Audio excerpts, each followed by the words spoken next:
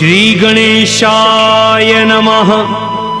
श्री जानकी वल्लभो विजयते शान्तं शाश्वतं प्रमेयमनघं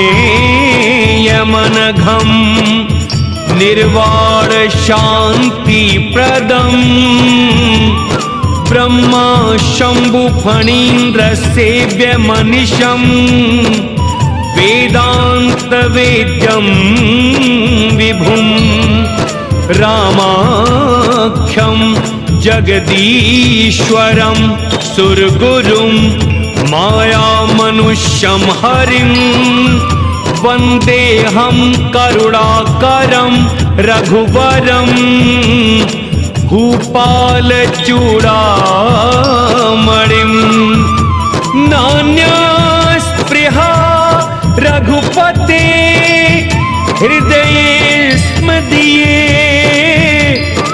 सत्यं वदामि च भवान् खिलान्तरात्मा भक्तिं प्रयच्छ रघुपुङ्गव निर्भराम मे कामादिदोषरहितं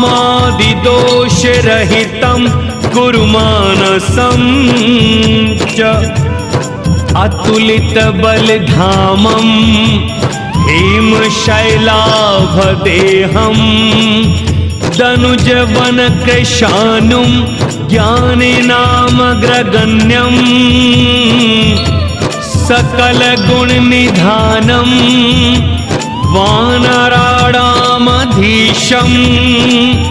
रघुपतिप्रियभक्तं वातजातं नमामि। जय श्री राम।